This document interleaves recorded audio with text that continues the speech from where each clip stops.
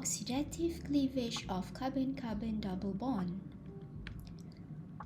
The oxidative cleavage of carbon-carbon double bond can be occurred during ozonolysis and oxidation using hot acidified KMnO4 or potassium permanganate.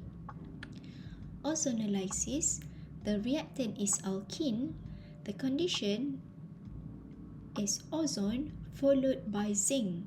So the followed by, you must use the Roman 1 and Roman 2. You have to put this Roman to show that it is in order. There is step by step to be followed by. So ozone followed by zinc, water, or ozone followed by CH3,2S. The products will be aldehyde or ketone. It depends on what your R groups are. So here, C double bond C, carbon-carbon double bond, the ozonolysis, it's like you're cutting the carbon-carbon double bond here and put oxygen in between them. So if the R group, both R group here are carbon, so it has to be ketone. And if one of the carbon attached to hydrogen, it is aldehyde. Next, oxidation using hot acidified KMnO4 or potassium permanganate. The reactant is alkene.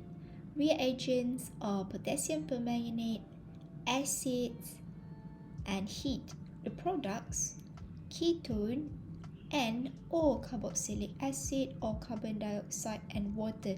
So it depends on the structure of the alkene. So now here, the structure of the alkene oxidation using hot acidified KMnO4, same like ozonolysis. You cut the bond in the middle and then put the oxygen in between, but you put the oxygen and the OH.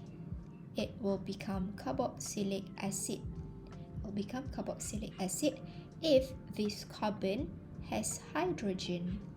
If this carbon has hydrogen, it will become carboxylic acid. So two carboxylic acid, one for this one, another one for this one, because this carbon also has hydrogen. So it will become two carboxylic acid here. But here, oxidation using hot acidified KMnO4, you cut the double bond in the middle.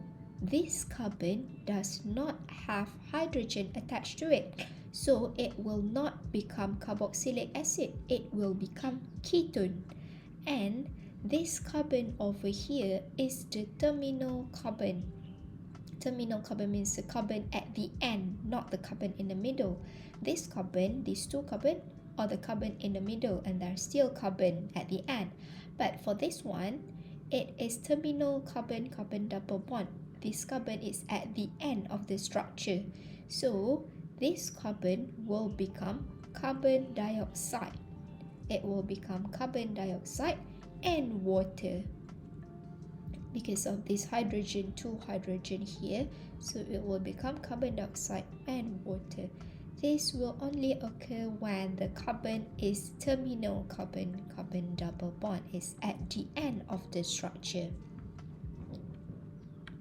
Valuable tool for structure determination of unknown compounds, alkene.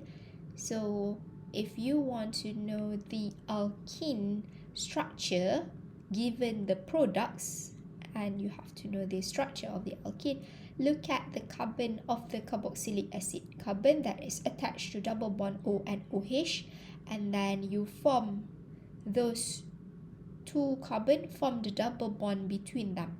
Join these two carbon to deduce the starting material, means to deduce the reactant or the alkene of it.